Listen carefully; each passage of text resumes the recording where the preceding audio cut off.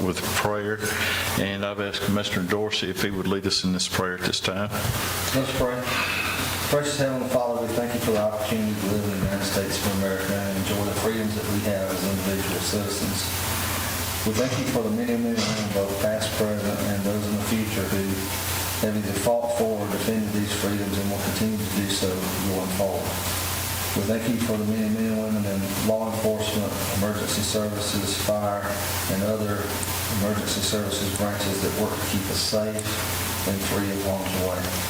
We ask that you give each of us the wisdom to make the right decisions tonight during this meeting, and we ask for traveling mercies once the people's business is concluded on everybody to return home safe to their families. It's in your name we pray. Amen. Amen. All right, let's all stand for a pledge of allegiance. I pledge allegiance to the flag of the United States of America and to the republic for which it stands, one nation under God, indivisible, with liberty and justice for all.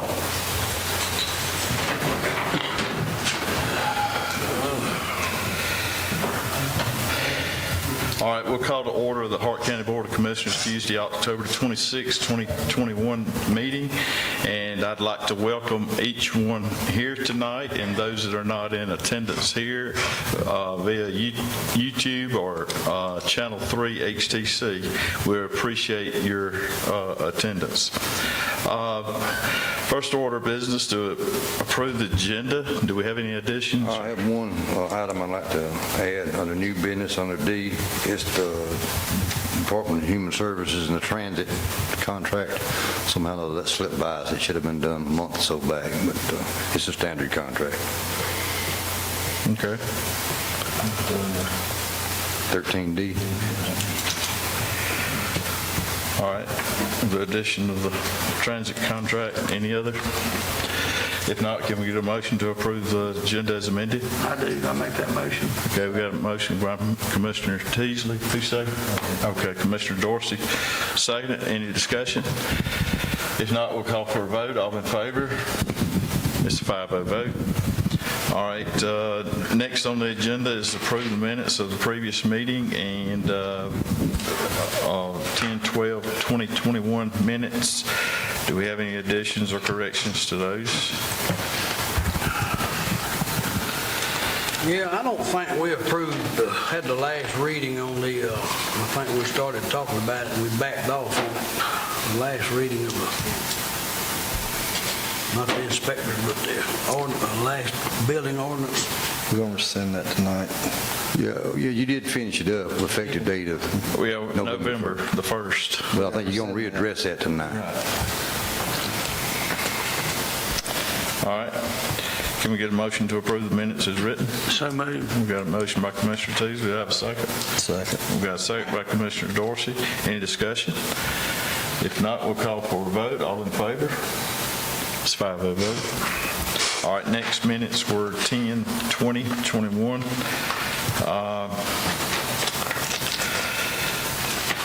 Do we have any additions, corrections on those minutes? If not, can we get a motion to approve? I make a motion we approve the 10/20 call meeting minutes. Okay, we got a motion by Commissioner Teasley. Do we have a second? Second. A second by Commissioner Dorsey. Any discussion? If not, we'll call for a vote. All in favor? It's a 5-0 vote. So next we have remarks by invited guests, committees, or authorities. We have none tonight. Reports by constitutional officers and department heads. We have none tonight. And county administrator's report. Just a couple of things. Just so the public safety people know, we have about completed the forms necessary to get their money that the governor promised them. Hopefully we'll get that finished up and sent in Thursday maybe. Now how long it takes them to react and send it back, I don't know, but it should be out of our hands Thursday. And the I cut it on up. and And Shake it up out there. just so it'd be kind of on your mind, we've got, I got to turn in the LMIG roads probably next month. We've got probably half of them already deciphered out. I'll get the list that we have already picked out, because we paved a lot of them we had on that list, so we need to add some more roads to it. I'll get those roads we got out to you. What about striping? I'm still working on trying to match the money to the amount of miles we got, because I'm taking off, if we add roads, that's why I won't see these other roads. If we're going to pave them roads next year, I don't want to go ahead and stripe them and turn around and pave right back over. Yeah. So hopefully after we get that done, I can get the striping finished up. Other than that, that's all I have. Okay, thank you. As far as chairman's report, I do not have anything tonight. We'll go to District 1. Commissioner Bennett, you have anything to I report? do not have anything tonight as well, Mr. Chairman. Thank you. All right. District 2? I don't have anything right now. All right. District 4, Commissioner Carter? Yeah, I got a few things. I've had some concerns for a while, and I've voiced them a couple of times about bidding. We don't do a lot of bidding anymore. And this issue of the building inspections has been kind of dwelling on my mind. And I've seen no numbers or discussion on doing this in-house. We have not done our due diligence at looking at options, and I think we should. We have nothing to compare to make a justifiable decision. It seems someone has made a decision to just go with the one private company and look at nothing else. We should always look at all options available to us, in-house, cost, plus revenue, et cetera, et cetera, et cetera. There may be other companies out there, and I don't know that they are. That may be the only company around here, but there may be some others out there that we might need to talk to and see what they can do for us. And all of y'all know as well as I do, the perception is a rule. Most people think all politicians are crazy, and as well as the government itself. And most of this is due to the things governments do or not do. Now that's perception. And by us not doing a due diligence and looking at what's available, and at least running numbers on what's available, then to me, I think we're not doing our due diligence to make sure that the people know that we've done the best price or the best deal we could get. So that's my concern. Excuse me. Also, I've been looking at Georgia law a little bit, and there's a chapter 3613.4 in the building code section that says, and it don't mention private companies. It mentions that you can do it with municipalities or other political subdivisions. And I mean, it don't say you can't, but it don't say you can either. So that's another concern of mine that I guess, I know Franklin County's doing it, so. Yeah, there's, if I'm not mistaken, counties and cities both, there's 7 or 8 that this particular company happens to contract with. And we've checked references, and they have all been well received. You've had Franklin County's building manager come and talk to us. We talked about it at the last meeting. If somebody wants to get somebody else that's accredited, they're more than welcome to do it. But we got to have somebody from a default standpoint to be able to do that here in Hart County. And as we've said time and time again, with the number of inspections that could have to be done in one day, there's no way that we'd have to have 4 people, and we talked about those numbers, around $200,000 to do that. And then if you have a downturn, you're going to have to lay somebody off. Using a third party, it is a a la carte per diem type situation. You pay for the service whenever you use it. If you've got people on staff, you've got the wages, the benefits, the vehicle costs, all of that. And to me, it's no-brainer. I'm comfortable with the numbers. I've looked at the numbers, and I just don't see where you're going to get that. The other part is you're not going to be able to just go out here and hire somebody. These people come with certifications, continuing education requirements that have to be met, and with them doing it, they take the liability. We're not involved in that. I mean, this is the only way to go. And if somebody wants to get a third party that's accredited, as far as I'm concerned, have at it. But there's going to be people who are going to be asking the county, who do we need to get? And that's why we need to have somebody there, and that's why we talk to Bureau Veritas. You know somebody else, Ricky? I hadn't looked into it, but I know that they probably You had- possibly somebody. You had a contractor who spoke very highly of him that was in the audience last week. This is talked about another party that Yeah, he I had used. understand that, but you made the statement that y'all have done a background and got reference on it, but I hadn't seen any of that. You had Franklin County come and talk I to don't you. understand that. I seen it. And I talked to you about Social Circle. I talked to a city council member at the last meeting that had talked about them in Social Circle, and they were very well pleased. I mean, you got the same information all offices got. You don't have a problem making phone calls on things you want to do, so call them and see for yourself. References, I think, were pretty well listed in the packet also. Yeah. So, Yeah, they could, yeah, I did see those. but what sums it up for me as far as a government standpoint, just, well, I'm all about the smaller the government, Absolutely. the better the government. And when you get government involved in any kind of business, it seems that it gets all out of whack. And to really sum it up, the real kicker for me is this is the only way I see that we can do it without passing on burden on the taxpayer. Exactly right. And that's the kicker for me. I mean, that's the way I'm looking at I've it. never said that I was against doing it. Well, I know that, I know that, but I'm just saying that there's no way we could do that in-house without it costing the taxpayers. Ricky, kind of to Commissioner Carter, to kind of give you an idea, using those, the fees are a 80-20 split. In other words, that company keeps 80% of the fees, the county gets 20% of them back to cover our cost here for administering. And the best I can tell, the average salary for these folks is about $50,000 a year. You throw another 30% on that for benefits. So you up to what, $75,000, $80,000 a year, $80,000. times 2 or 3. So you're talking about $250,000, $300,000 for us to do it in-house. It's just for It's the at the labor. same level. the same level. 91,000 is what I've come up with, 91,000 a person.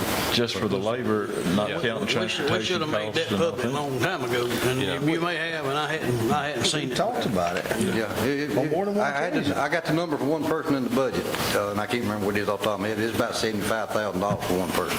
The only thing I have a question, is it going to be like a one-year contract? I know we hadn't discussed that, but, Yes, it'd be contract renewed each year.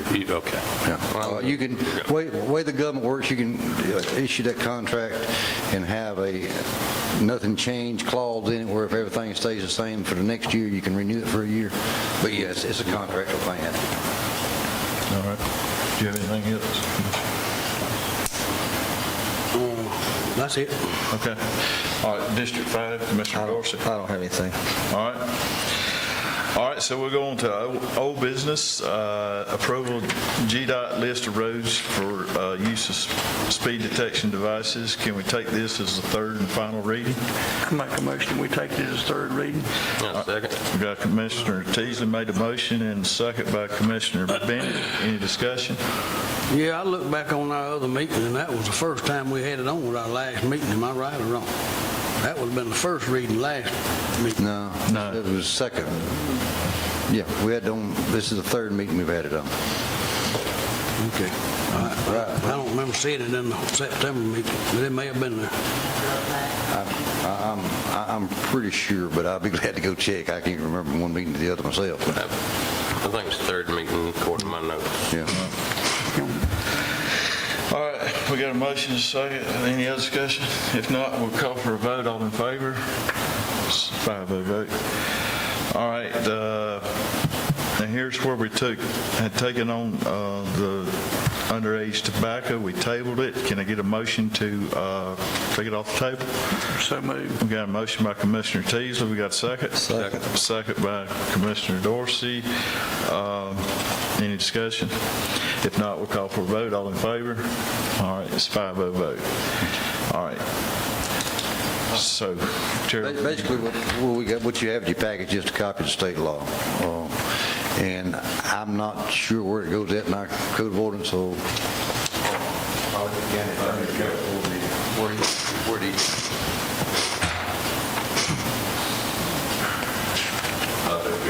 Okay. All right. So we'll take no action on that tonight as far Well, as, you can- you want to go ahead and take the first reading? I mean, y'all can take it as a first reading, I think. I mean, we're Yeah, not, I'm going to do the first Okay. reading.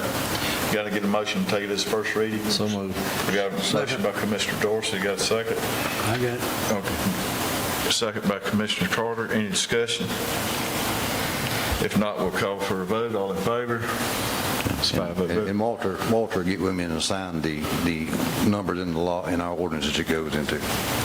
All right, next on the agenda is bid opening recreation basketball uniforms. We got 3 bids.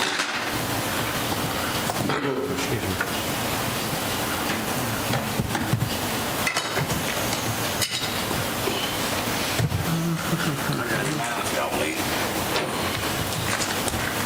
You need that, I got mine. Go ahead. That's a big book. It takes me 10 minutes to find the number. Midnight team up. Nothing's ever simple, is it? They just put the numbers on the first page.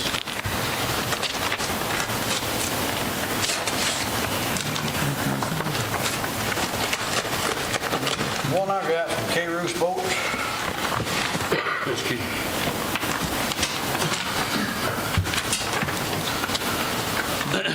List of the name brand is Champion Sports, $18.50 for youth, $19.25 for adults. Basketball jersey.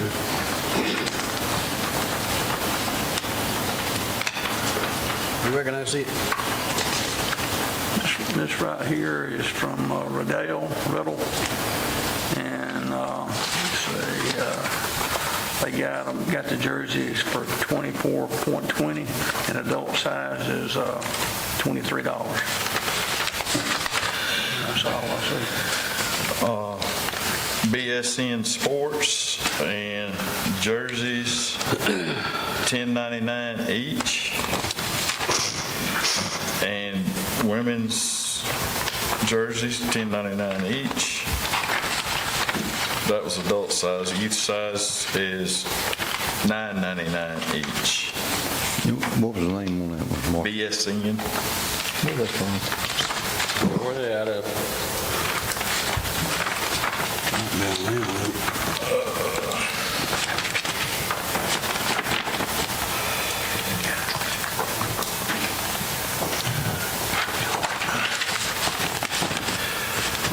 California. Corona, California. Oh, Lord. Yeah, be a hefty trip. There you go, Terrell. Make a motion, we turn these over to the county administrator and recreation director for review and recommendation. Okay, we got a motion by Commissioner Dorsey, second by Commissioner Bennett. Any discussion? If not, we'll call for a vote. All in favor? It's 5-0 vote. Okay, now we'll go on to building regulations, construction codes. This is where we put our effective date of the ordinance in as November. So do we need to rescind that motion, or can we just change the effective date? You can change the effective date. Okay.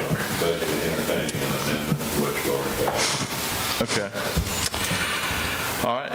Anybody want to? I'd like to see it go up to January the 1st and give us time. I know that's 2 months, but That'd be the earliest you can do it. You make that a motion? yes, I'll put it in form of, excuse me, in form of a motion. I'll give you a second. For January of 2022. Yes. Okay, we got a motion by Commissioner Bennett, second by Commissioner Carter. Any discussion? Yeah, I got another thing. When I was browsing through the law the other day, we have to give a 15-day notice of the newspaper for a public hearing before we can pass that ordinance. That's 3613.8, notice and hearing prior to enactment of codes, rules, or regulations. Back on C-64G 01654 Stinson Stinson Court. Court. Stinson Court? Yeah. It's right off of Mustang Drive. Yeah. And he's here. Basically what it is he's requesting variance of the setback for putting a garage out that the concrete's already poured for. He will be closer than 10 foot from the side boundaries. But his neighbors are sitting right on the line too, so. I've done quite a bit of stuff on Stinson Court, and he is correct. We got one of the celebrities that does the ESPN that lives up there, and his garage only sets 12 feet off of the asphalt. So it's pretty common up there. It'll be plenty of room off the road. It's not a 40-foot setback. When were these lots laid out? Long time. Most of them's A-frames up there. 86. Yeah, the majority of them's A-frames that's been added They on. were laid out before all this become a big deal, so. Yeah. Correct. Well, there's a couple of questions that I've got.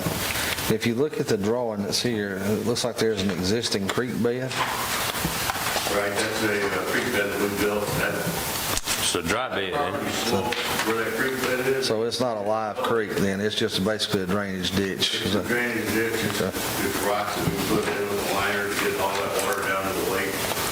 Because it used to just be a gully there, and then at some point, they built a house in between us and the other neighbor in the gully there, and they just everything just dumps in there. So we built that creek bed to kind of get it around and keep it off the neighbors. Everything on that driveway that goes to that garage slopes toward that creek bed, and it was probably a 10 foot from the road down to where that garage is going, and then from where the garage is going down to the house is probably another 5 or 6 foot drop. It all pitches to the left. In other words, it pitches toward where the garage is going. So that's why, another reason I can't just move it up, because I got to raise the garage up so that when that water comes around there, it won't just run in it. I got to be able to get it, come down, run in front of it, and get down in that creek bed. So it's kind of, I've looked at it, I've got several contractors look at it. It's also going to involve the wall facing the road will have to be a poured concrete block wall, and also be acted as a sort of retaining wall. We're just kind of stuck there in the location. So the driveway was poured, the garage was there at one point, and it was just never built. So the upper side of your garage be below grade. Oh, yeah. Most of them are out there. I said the upper side of your garage would be below grade. Yeah, it will, yeah. All right. Most of them about 5 feet below grade out there. Well, everything pitches from that road all the way down the hill. The intention was to try to alleviate some of the washout and all that, and we built this garage to have that wall facing the road to be a poured solid wall. We also built the footing up so that I guess the center peak on that wall facing the road will pitch both ways and kind of run around the garage. And the back side and the front side and the south side toward the leg of the garage will all be pitching downhill. So it's everything that's there is headed downhill. There's no way to do it the other way. I'll make a motion to approve the variance. The only question I got, the other one is, can we get emergency vehicles back in there? Are we going to be able to access something? Well, where he's planning on this particular lot, where he's planning on putting his garage, we got access to the other side of the house. I'm talking about the neighbor's side too. I'm talking about the neighbor's side. Yes. The neighbors already got something sitting there, and on this, I can't measure them. I'm just looking at the trees and things that are there. That's why I'm asking that question on the key public view. Yeah. Yeah, I mean, to get to the house, every house there has a driveway. Well, the deal with the 10-foot setback, the thing I explained, that's the 10-foot, the purpose of that 10-foot setback is so emergency vehicles can get by the road. If you have a fire, we need a fire truck to the other side. That's the purpose of the 10-foot setback. I get it. Okay. We got a motion by Commissioner Carter, second by Commissioner. We don't have an answer to that question yet. Yeah. Do what? I mean, I don't, Is the question, can a fire truck fit between where this is going and the garage is on the other side? right. Yes. Yeah, it's about 8 foot off the line and 4 foot. I'll be about 4 foot and 8 foot, but they're both parallel, so I would say there's probably at least 12 feet. I don't know how wide a fire truck. We use a 10 Or if you foot. get a fire truck down in there, as long as you got a 10-foot strip of width that's unobstructed, I don't have a problem with it. And you're assuring us that's the case, right? yes, I'm sure you have 10 feet between this garage and the garage that's on the other side of the garage. But there are trees there. There are a few trees, not a lot of trees, but there's a few. And there's a ditch there. I mean, it's a big ditch. So you could, But on the other side of the garage, there's a driveway, and on this side of this garage, there's a driveway, so I think Like I say, on the left-hand side, looking at the house end, there should be plenty of room that side to get by. I haven't rode up there and looked at it physically, so I cannot tell you about the trees or anything like if that. there's a big ditch there, you couldn't get down through there, no. Most of those houses are so close up there that you can sit in one man's driveway and put a fire out in the other driveway. I mean, they're that close. Like I said, I'm very familiar with it. And y'all done a great job up there improving Stinson Court. yeah, it's looking good. It does, compared to what it used to. Got a motion, did somebody second? Randy said. Commissioner Teasley did. Any other discussion? If not, we'll call for a vote. All in favor? It's 5-0 vote. All right, the next on the agenda is the variance request for setback C68A 008-028, the Georgia subdivision. This is just a little bit different situation. Here, the architect done the drawing and laid the house out, and once they got it laid out and this retaining wall built, it was found that it was about a foot. It was 9 foot instead of 10 foot, and the retaining wall's already poured. It's just at an angle. You got about 2 or 3 foot of it that's actually over the 10-foot line. And the only remedy for it would be to tear that retaining wall back down and start over, which Is the retaining wall on this person's property? correct. Or is it on the line? No, the retaining wall is within 9 foot of the 10 foot of the property line. It's on his property by 9 foot instead of 10. It's just a foot off on one. It's a foot off on one corner. Okay, so the retaining wall is actually on this man's property. That's 9 asking foot for the on his request. property. Yeah, that's asking for the variance. Yes, it's on his property. He's asking He's a for foot less than the whole 10 foot. Right, It's on 9 that one corner. All right. I'll make a motion we grant this variance. Second. We got a motion. I made the motion. Commissioner Dorsey made the second. Any other discussion? If not, we'll call for a vote. All in favor? It's 5-0 vote. All right, next on the agenda is the City of Hartwell annexation request, partial I-69N 094, Ridge Road Development, LLC. There are some issues in this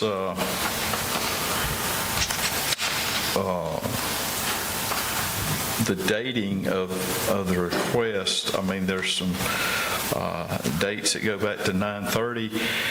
Is there a certain time that has to be to, once that initiation of the annexation is processed, does the city have a certain time limit to get it to us? 5 days from the They date have the 5 days application is received. from the time they get it to us. Now, with this one, what has happened here is the original paper that you're looking at with the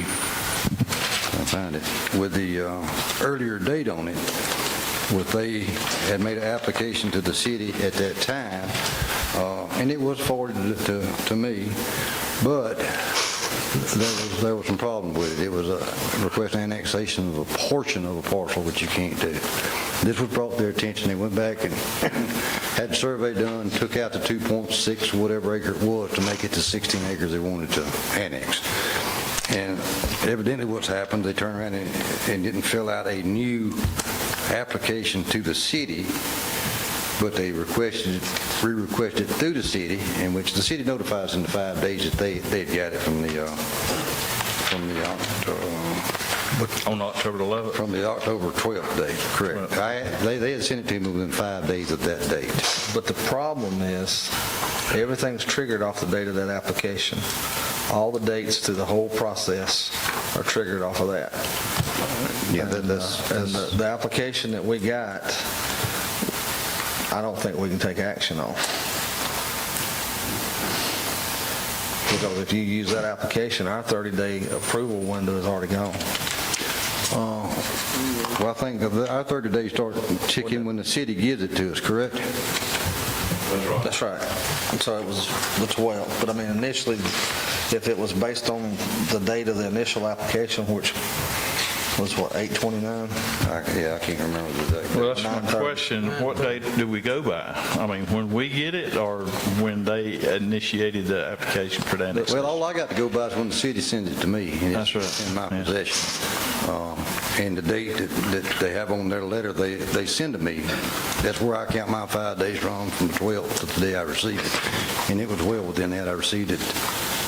It was, that was the date of our last meeting. Well, the date from the city is dated the 12th of October. The application that was submitted by Smith Planning was dated 9/30.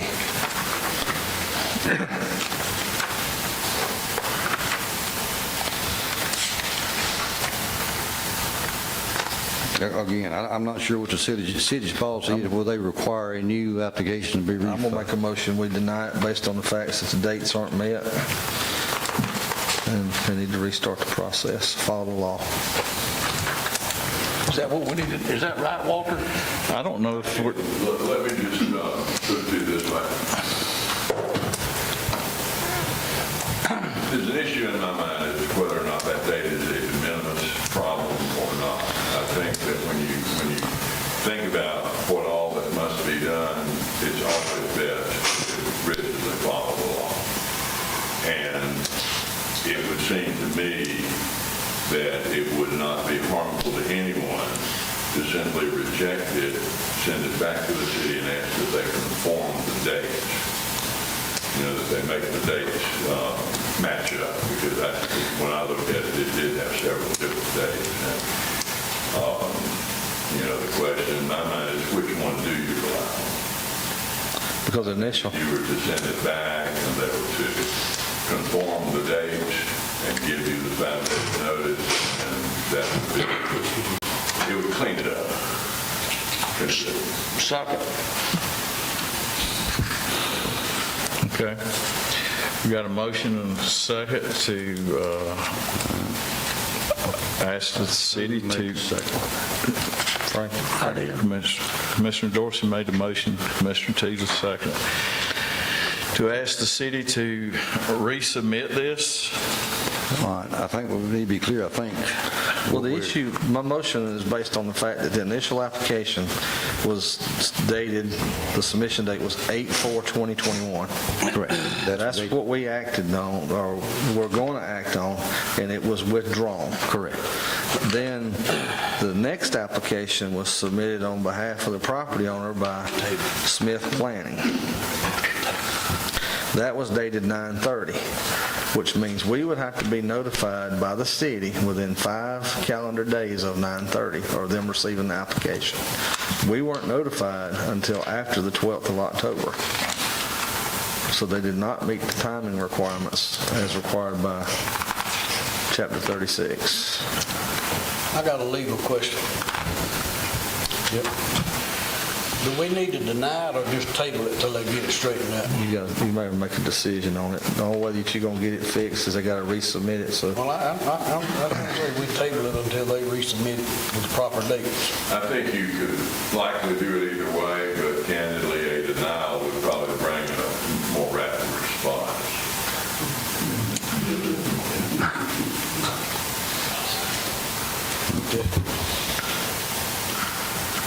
Okay. Got a motion and a second. Any other discussion?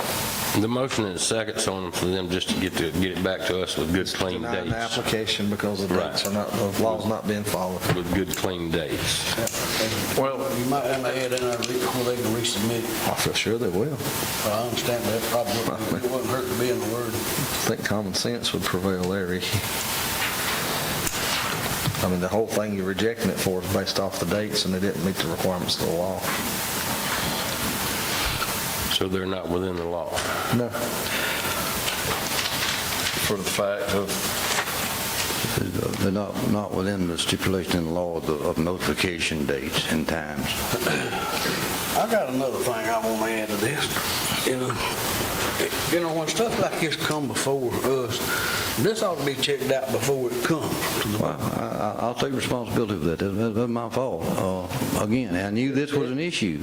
I knew that the 840, but I knew the history behind it too. It should have been right coming from the city of Hartwell. I understand that, but if it ain't right, you can send it back and say, Right. I need to clean this up before I put it on the... And I do, but you got to understand, we're operating under X number of days. But we can't break the laws. Right. No. No, we can't. We can't. But when I get it, my obligation is to get it through y'all and back to them within that X number of days. Now, I'm more than happy to pick up the phone and make a phone call if they're looking at it like I done the first time. Yeah.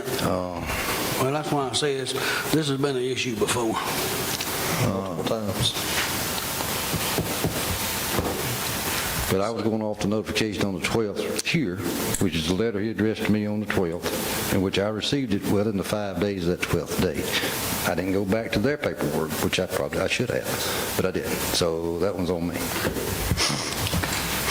So when you look at this, this is why I think it's imperative that we make sure the I's are dotted and T's are crossed.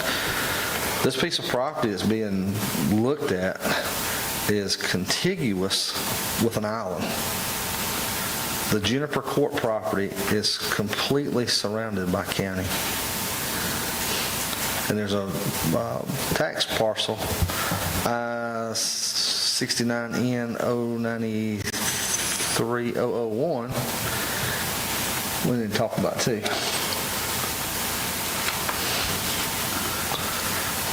So the one in the corner up there, go down. Up, right. This one? No, left, right there, right above. That's Juniper Court. All right, next one up, to the left, right there. All right. Those two pieces of property were annexed by the city at the same time in 2008. That particular one you got the cursor on, according to the tax assessors, they've never been notified that's in the city, and it's been there for 12 years and they're not even paying city taxes.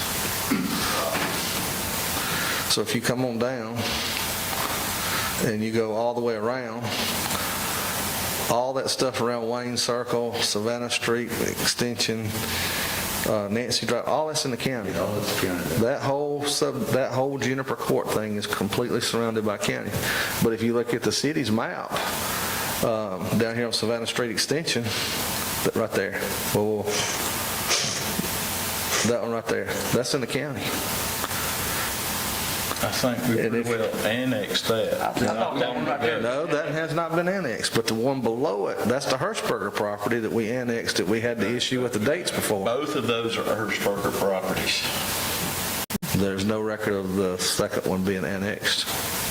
Well, I talked to him today, and he said both of them had been. I was thinking we annexed both of them. Yeah, I think. According to the DCA's records, Well, yeah. it's not. I'm telling you, I'm looking at it right now. It's 4.902 acres is all that was annexed. And that's that bottom lot right there.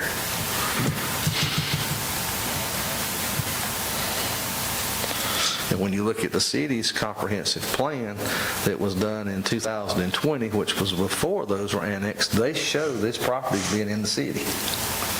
And they're not at the time the map was done. Which property is showing the other one, Hurt? They're showing both of those right there. 076 and the one just above it. That one above it was Alton Henry, I believe it was. Yeah. Yeah. That one was annexed in this year, in June. I mean, it hasn't been long ago since we... But all of this stuff, all the way around this thing, is in the county. That should have never been annexed to the city. 'Cause it doesn't- See, here we're talking about 2008. How many on this board was on the board in 2008? Well, it's one of those I can't things. help. I know, I'm just You know, saying, it's but another one of those that's what's situations that we, causing our problems today is because. I'm not arguing that, Marshall. That's why I'm making sure we're Same following thing the with law. Lakeside Exxon. Exactly It right. shouldn't have never been annexed. right. However it is, and we got to recognize it as being annexed. telling you, It's the same way there. We're gonna have problems again with Yep. law enforcement and everything else down through there. Scroll back down to, scroll back down where you show Juniper Court.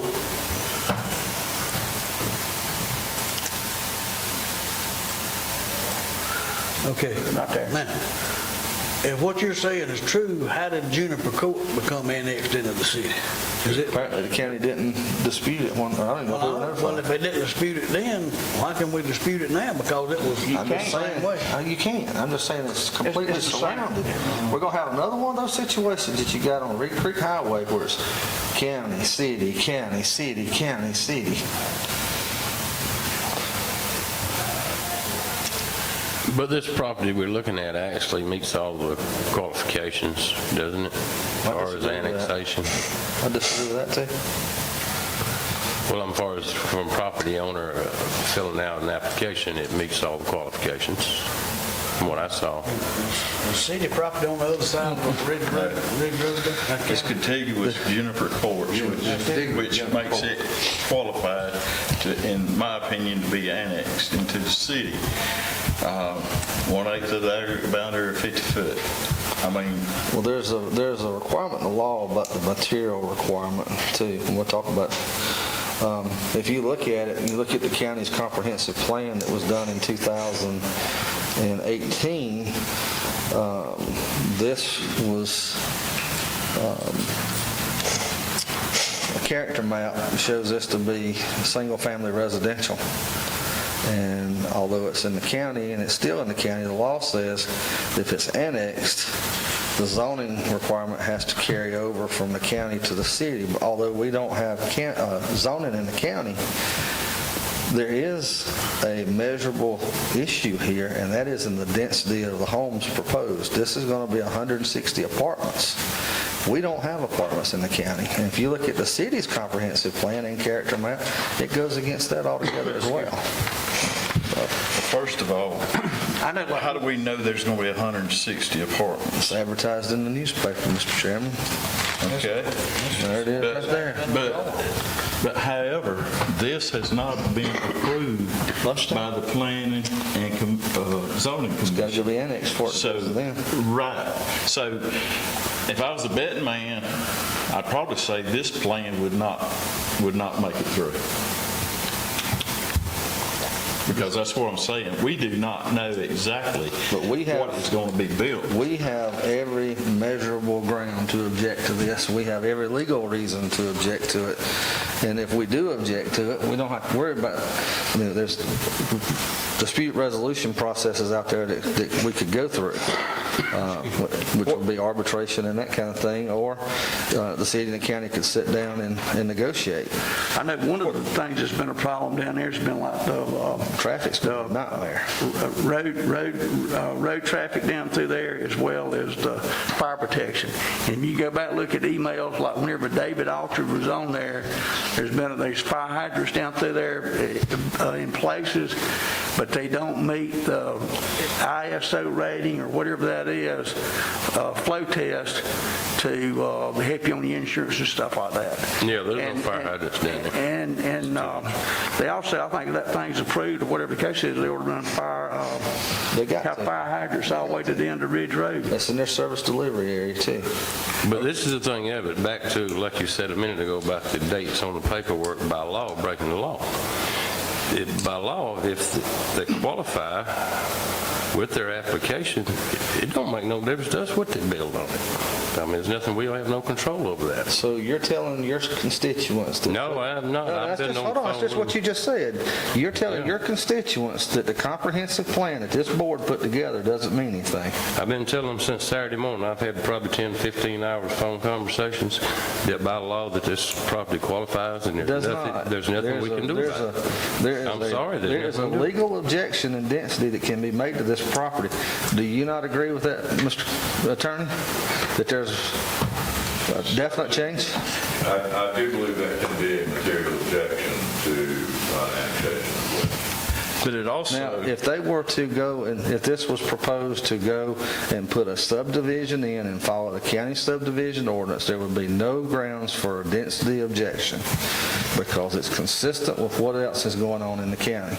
Even though this is planning to be annexed, if you look at the city's comprehensive plan and character maps, this area that is targeted is a village neighborhood. Again, single-family residential properties 20 to 50 feet from the road. It's clearly documented in the city's comprehensive plan as well. And when you look at these annexation requests, yeah, there's things like the contiguousness or the unincorporated islands, but there's also the material part. And I'll be honest with you, didn't think about it before on Sydney Point, but you kind of have a similar situation. But this is going to be a much more larger issue with 160 apartments and the traffic problems you got. You have no right-of-way on that road. You have visibility issues from the curvature of the road.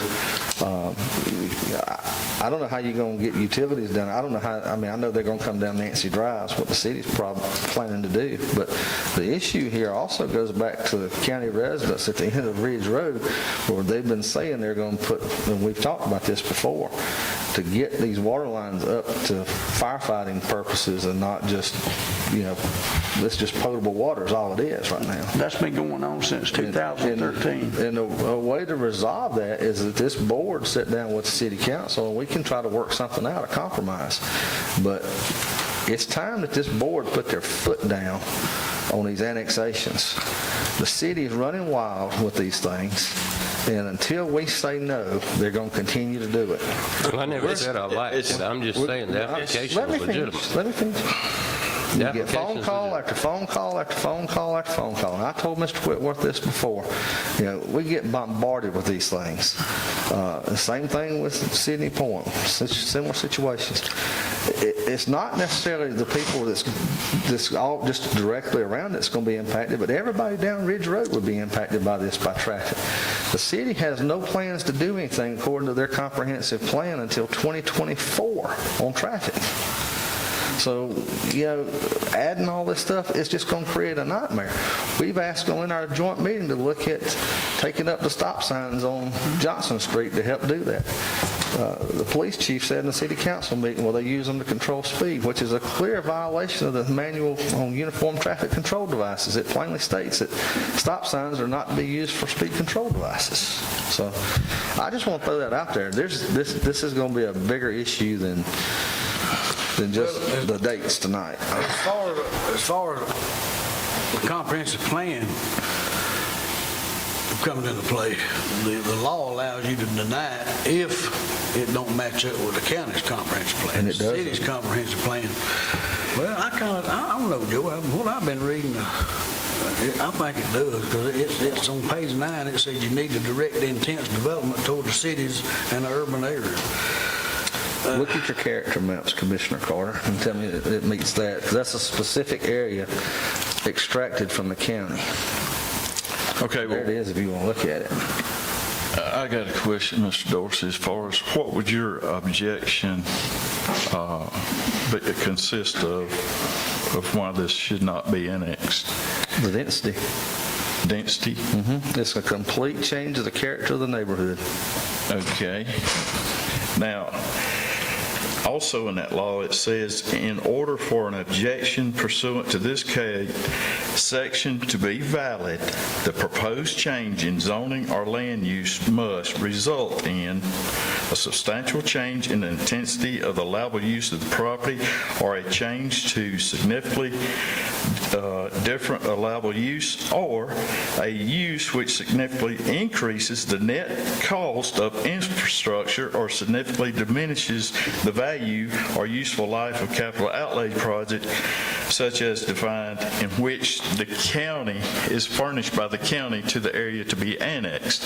And to me, that says when you are going to annex a piece of property and say that is our water service delivery, or we've got sewer there, and their annexation is going to add, let me finish, and their annexation, because of their structures, is going to add to the services that's going to be needed there. It's going to cost us to provide extra pumps, extra water lines, or whatever. Therefore, we would have an objection. How? It's a city service delivery strategy territory. That's what I'm saying. But The go back and county- read that about the density, the change in density. Reread what you said. On That's that the land use reason one- it says density, because you're Because going it's to a have to change. upgrade sewer, you're going to have to But upgrade it's also water. a change in the character of the neighborhood as well. Well, I mean, But I'm going to put my foot down. Y'all can let this stuff, let the city run over the county. the city's not running over the But they county, are, Joe. Marshall. I mean- No. Well, you've got a citizen that lives in I understand. Hartwell. Where is this going? In Hartwell, that has a right by the state of Georgia to come before the city and ask for his property to be annexed. And I have no problem with that, as long as it meets the character of the county's comprehensive plan and character map. If Mr. Whitworth wants to go and develop a subdivision and follow the county subdivision ordinance, I have absolutely no problem with that. But my point here is the density, and if you look at that, and if you just went half-acre lots, just say that was the case, but now you can't do that. You'd be looking at 16 single-family homes on 16 acres. You're going to put in 160 apartments. I'm That's a telling you, 10-to-1 ratio. we do not know that. Well, That's what's being advertised. Nothing has been approved. the Juniper Court is already there. That's It's the in problem. this week's Hartwell Sun. That's in the city, Ricky. We're not Well, I concerned with the understand city. that, but we're not going to change the character because it's already there to start with. Juniper Court is there. Look at the density of Juniper Court versus this. I challenge you to look at that because it's nowhere near what this is going to Well, be. you got the retirement center right behind it. How many dwellings over there? I don't know, it's quite good. It ain't nothing like no 160, but, well, I think what we're doing here is having a moot point because we're going to send this back to the city. I guess we need to send it back, get it done, and we'll have this discussion at a later date. Okay, we got a motion by Commissioner Dorsey. What was clarify your motion? To send it back because it doesn't, to reject it because it doesn't meet the requirements of the law as far as the dates and the notifications and the submissions. Okay, based on that, okay. And you had a second, Mr. Teasley? Okay, well, any discussion? If you would, yes, if you would, come on up to the,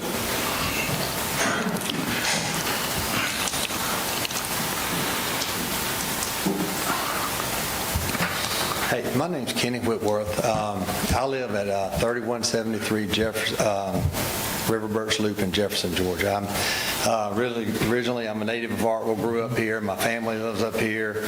I consider Hart County, Hartwell, my home. I've been doing a good bit of development up here in Hart County recently. You guys have had things of mine come before you and in different company names and so forth. And first off, I want to tell you, we want to do things the correct way. And I do want to say one thing.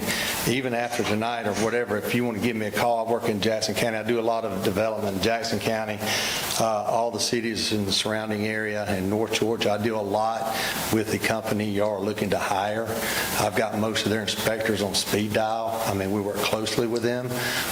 So we don't have a problem with what they do, how they inspect. I mean, we welcome it. If you do the right thing, it's no problem.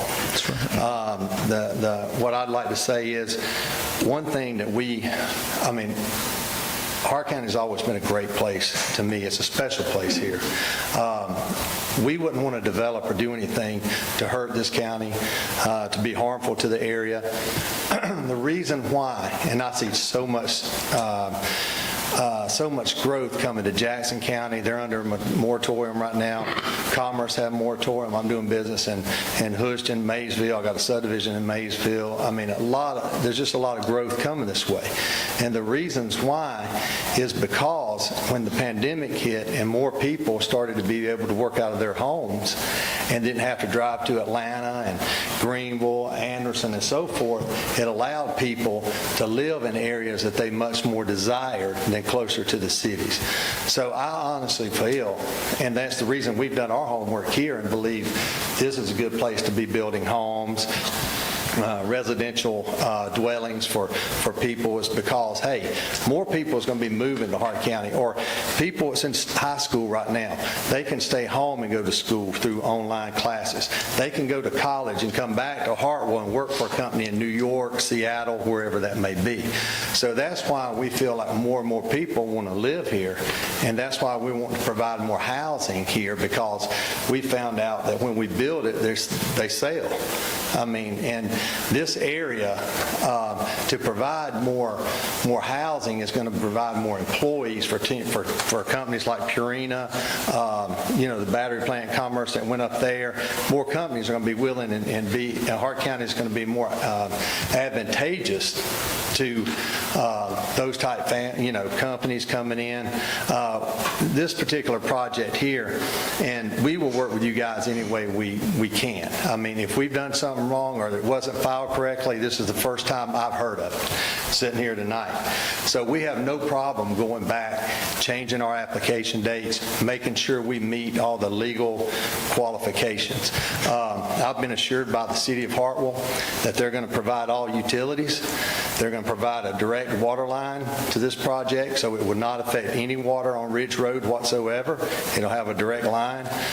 If Hart County had sewer and it was there, we wouldn't even be asking to change it and move it into the city. But the city of Hartwell will provide all utilities.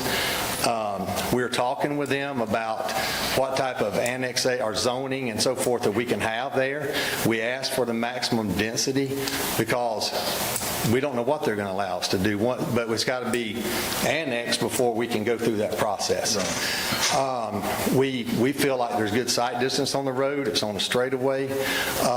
We've got two four-way stops before you get to this property off 129, which you can go either to Savannah Street, take a right, Nancy, hang a left, and you can be at an interchange or a red light on 129 either way. These families, these apartments are going to be mostly single, like one-bedroom, two-bedroom apartments. You may have no more than 2 cars, but I'd say majority may be 1 car. Everybody's not going to be coming and going at one time. And I've done developments like this before. In Jackson County, I'm doing a big development right now in Houston, and through traffic studies that we've done there, I can assure you that everybody don't come and go at once. You got a lot of people that work night jobs, some work in the morning, some don't leave at all. They work at home. I mean, so, it depends on how you look at it, but I believe the advantages of having this complex here and providing jobs to contractors building it, people who will be working in the community,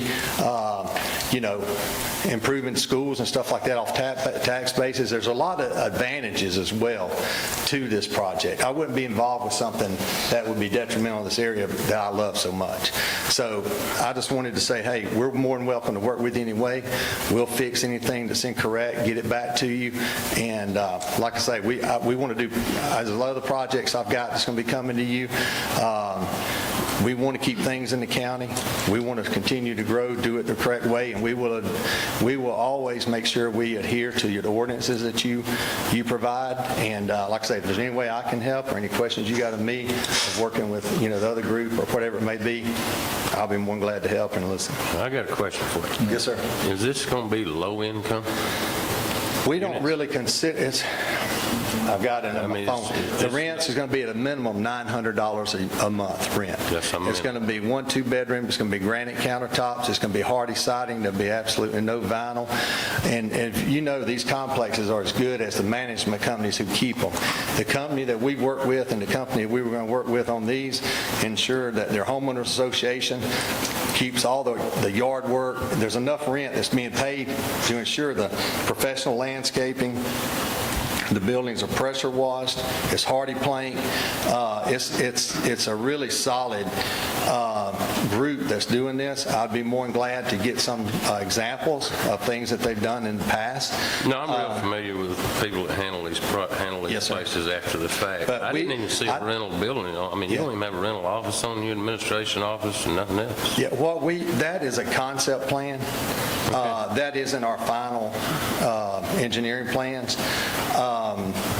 What we consider and what I consider people who are going to live there is going to be young professionals, single-parent families, and senior citizens. My biggest question was the low-income thing, because, we need some low-income dwellings. We do. Yes, sir. But that was a question on that. But one of our biggest concerns is the public service and the water going down there, because you're going to kill the water down Ridge Road if you try to pull that water. We brought that question to the city of Hartwell, and they assured me that they will run a direct line to this project that will not affect any water on Ridge Road. But Ridge Road will not be affected. That's what I've been told. Here's the problem, Kenny. Yeah. I mean, we go way back. We're friends. Oh, yeah, we are. And just to make sure. Yeah. But here's the problem. The city fought and wanted that area on Ridge Road for water, okay? We all know there's a problem there. But what are they going to do? They're going to go run a 12-inch line to this development if it happens. And they're not even going to address the county residents on the end of it.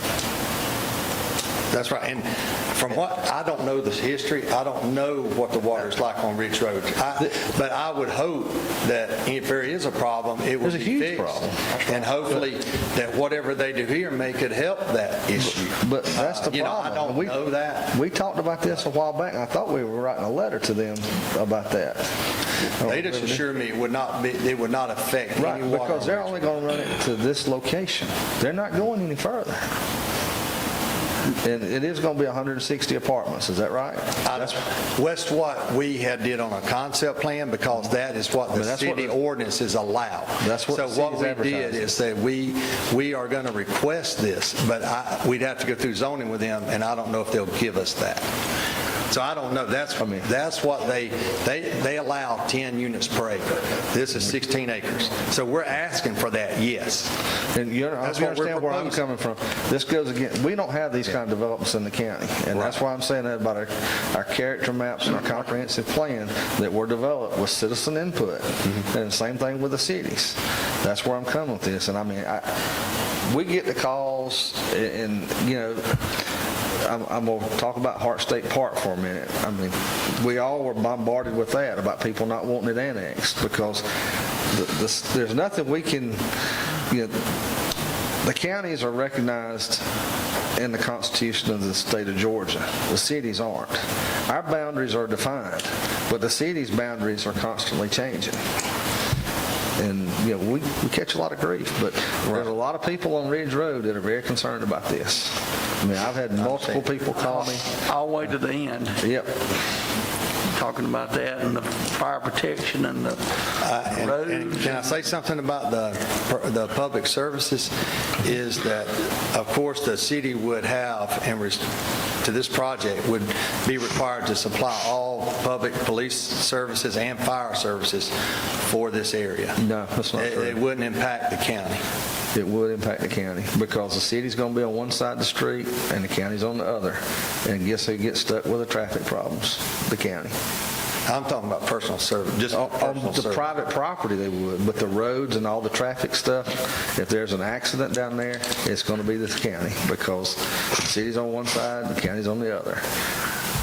And that's the way it is. Right. And like I say, I respect anything you guys do. I mean, because like I say, I'm here to do business with the county for an extended period of time. I mean, I really am truly wanting to work with you all. And like I say, we'll do anything I can do to make this legal, right. And I understand that, hey, I respect what decision you make.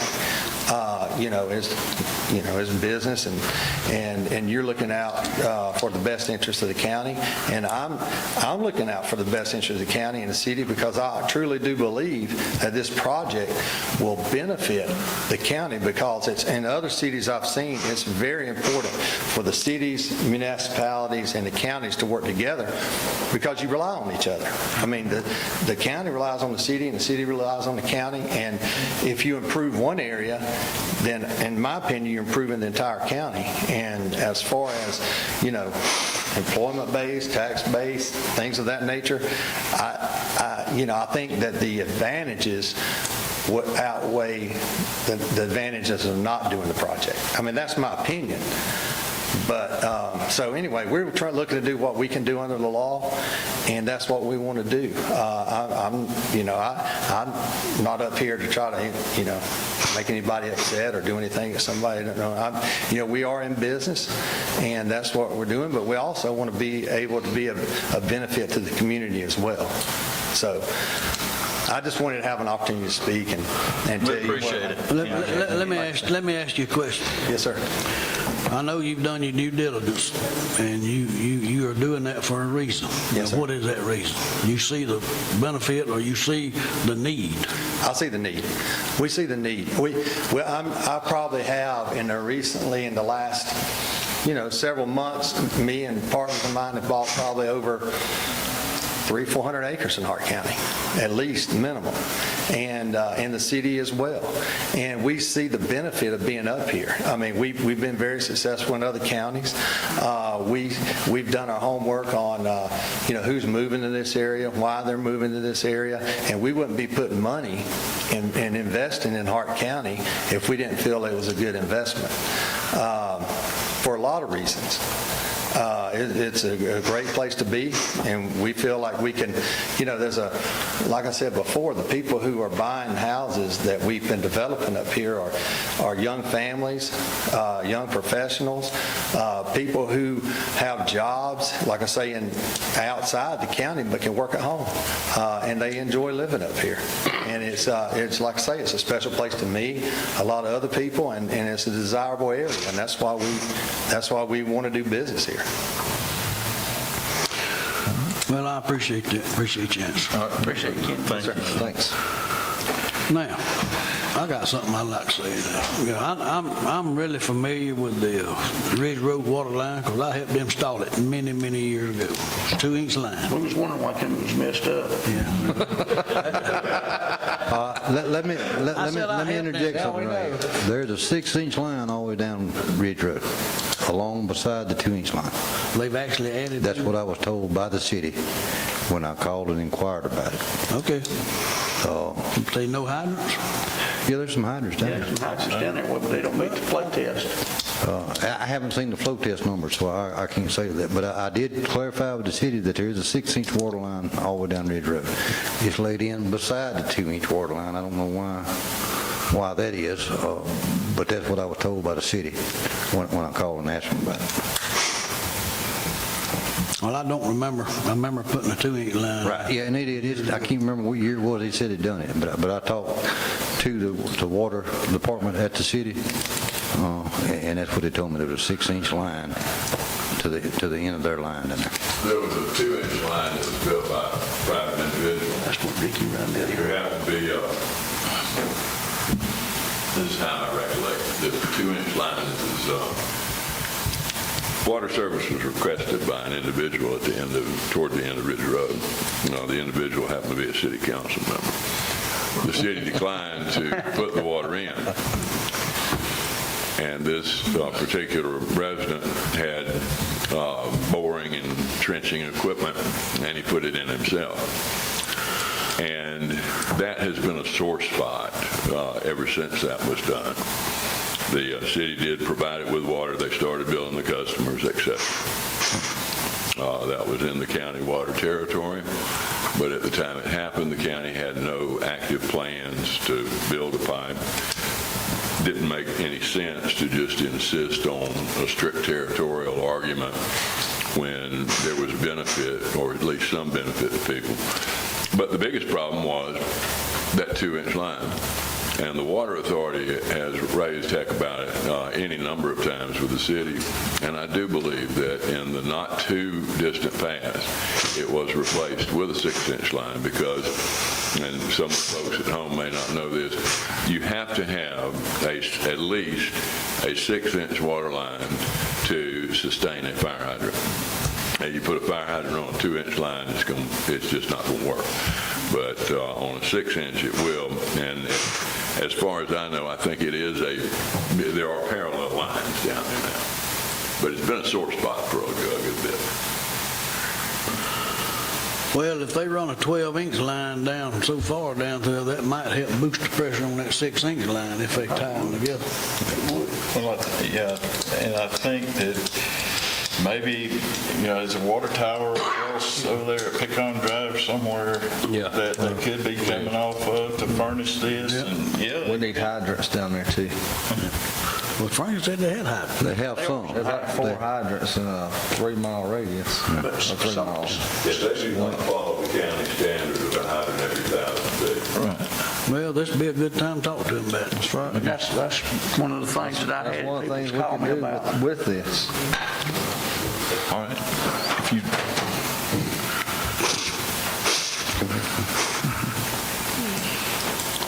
I'll let you know something right now, Frankie, before you start talking, that water line was put in properly. It was, okay. Hi, my name's Shannon Van Skyke. You guys all know me. I'm a county resident, and I'm not necessarily concerned about this project, although if you want to help the county, we'd love some lower-income housing in the county. But I've come to all these meetings. I go to the city meetings. I've been to zoning meetings, and I've watched the annexation process and learned a lot. My concern is that you guys are our commissioners, and you're our last defense as far as county residents go, because once it goes to the annexation, you guys pass it and it goes to the city, they don't care about county anymore. You guys do. And my concern is I don't feel like we're being heard. And every one of you is saying you're getting calls from people that are upset about this. We got calls for people that were upset about the Sydney Point annexation. Once you pass it, there is nothing a county resident can do. That's right. You have rules and laws about annexation and when you can deny the annexation. Unincorporated island is one. Sydney Point got passed. Density is another. This one's going to get passed. So I just wanted to make that point. It's concerning as a county resident. I don't feel like we're being stood up for. Nothing personal, just a concern. Thank you. thank you. Thank you. But here again, I know we mentioned it a couple of meetings ago that, there's something that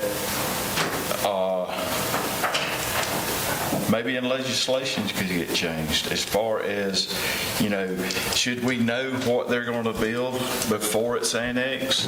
I mean, that's that would help maybe help make a decision. But as the way it is set up now, the only question before us, does this qualify to be annexed? You have reasons and rights to deny things, and you're letting them go. I would, like I said, the only, I have read them. I have had extensive conversations with the ACCG in the past 3 weeks, and I have tried my absolute best to see that things start to move forward with changes in annexation laws. It's not going to happen. And I'm going to tell you why it's not going to happen. I understand that. That's why I'm saying the reasons that you guys have, unincorporated island, density, those should be taken seriously, because once it gets past you, it's a free-for-all. I spoke to Todd Edwards of the ACCG again today, and the sole reason there's not going to be any changes is the GMA, which is the Georgia Municipal Association, the city's lobbying group, is 100% opposed to it, and they've got the legislators and lawmakers in Atlanta by the pocketbooks. And it's these big developers that are doing it, and it's not going to happen. I mean, that's point blank told. They tried every year. And it's disheartening to know that, our lawmakers are following the money. Basically what it was said today. They've submitted changes that they want to see, and I've got the GMA's response, and I'll be happy to share that with anybody. I got that today. Anything they wanted to do, the GMA is 100% opposed to it. And it's just not right, because counties are defined as a subdivision of the state of Georgia in the state constitution. Cities are not. Cities are part of counties, not, the other way around. And it's disheartening to know that there's only a few things that we can object to. And I feel like, the density is definitely one. Especially when you're changing the character of the area. But, I told y'all I'd be working on this, and that's what I've been doing, and, it's not looking good, just to be honest. All right, Mr. Fogarty.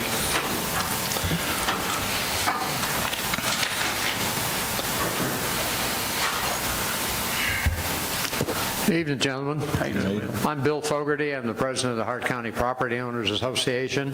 We had telephone and email meetings last night and this morning, and they asked me to come talk to you and object strongly to two things here. Number one, the annexation, which may very well be symbolic, but nevertheless we need to do it. And secondly, the density question that was raised earlier. And I think we all know, when we look at your moratorium that you passed, with the idea being is to slow down the growth, control the growth, and so on. And a couple of months later, all of a sudden we get a possible 160-unit multiple family dwelling dropped in the middle of us. That blows the moratorium, or the spirit of the moratorium, right away, if we want to be able to control anything.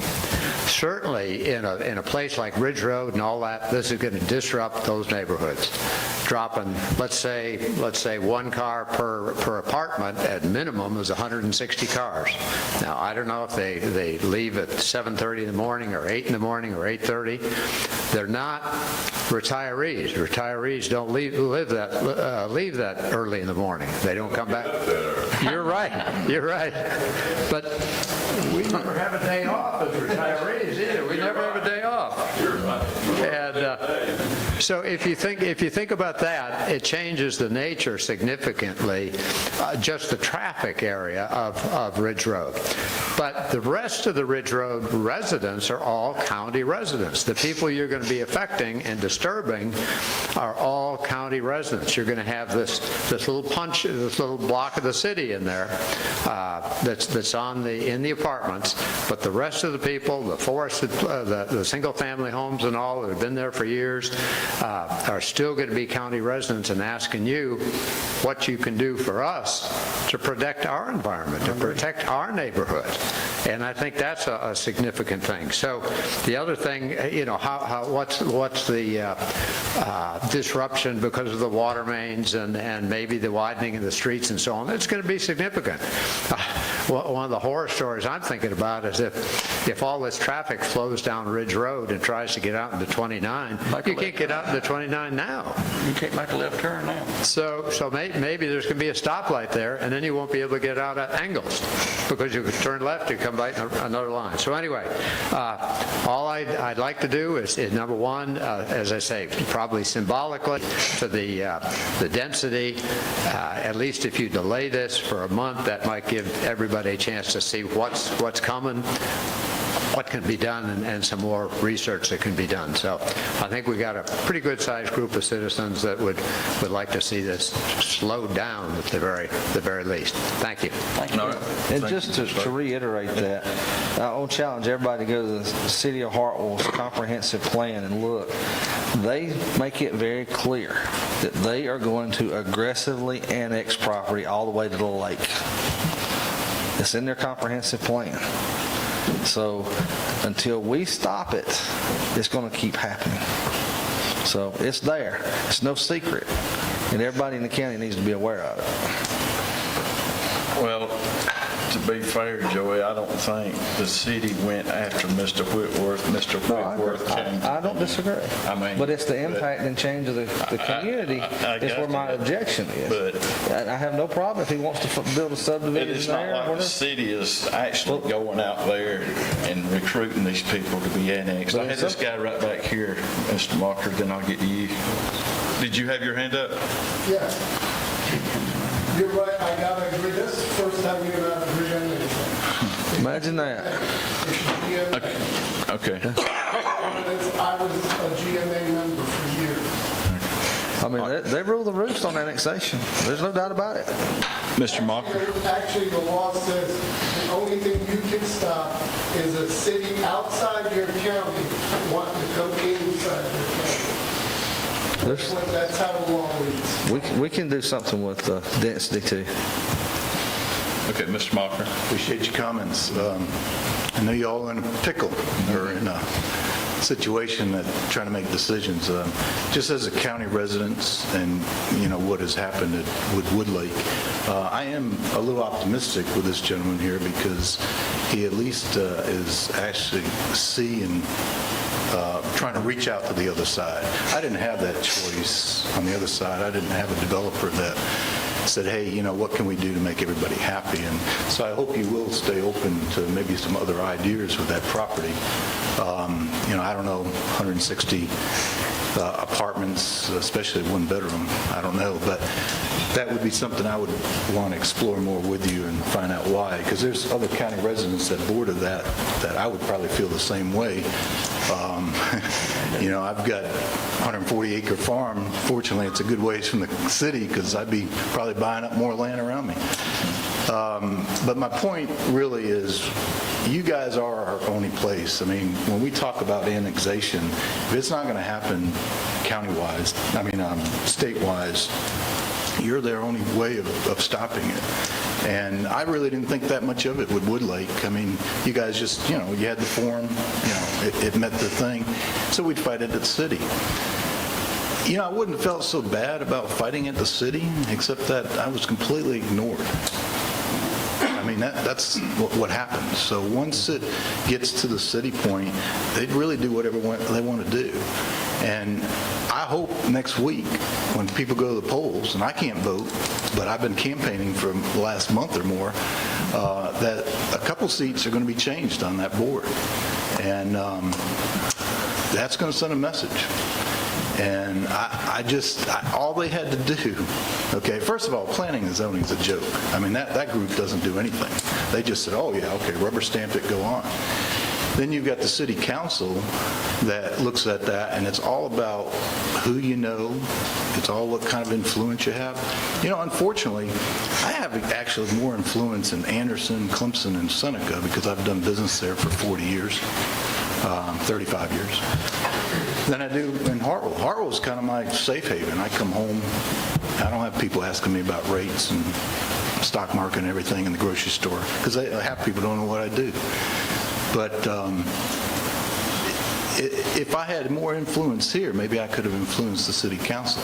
And I was just really disappointed in the fact that even knowing people on there, it was like, we don't really care what your opinion is. And we had 200 people behind me, saying we really don't want this type of density.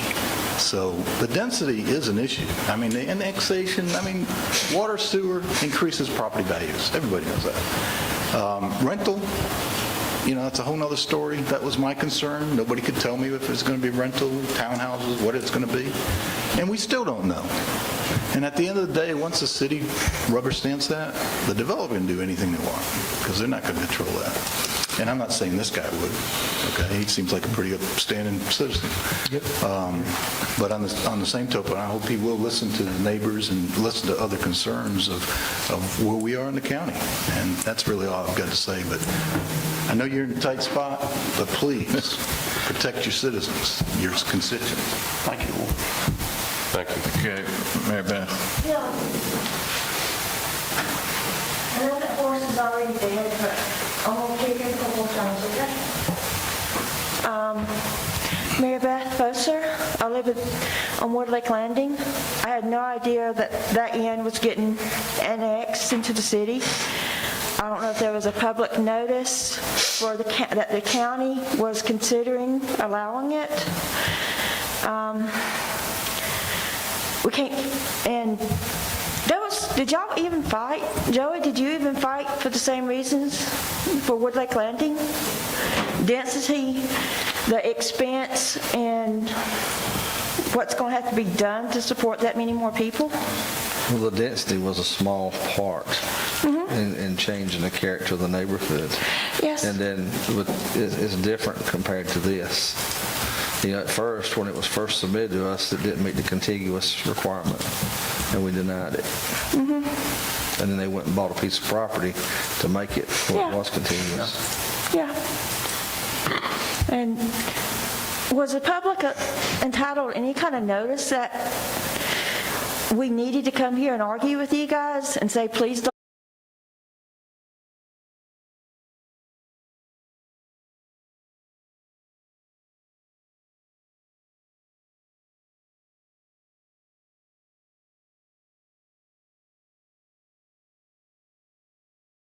Outreach is not happening in the Hartwell Sun.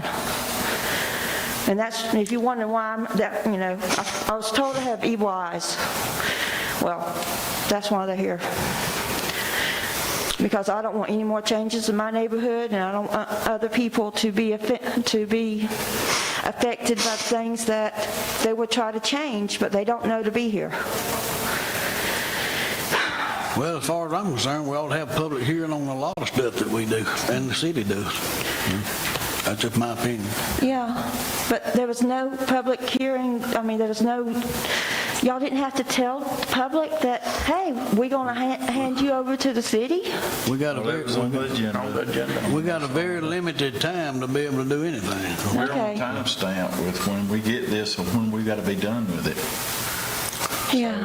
When we find out about it, it's put on the agenda, we vote on it, and then it's sent back to them. So what we need, And we to- vote on it without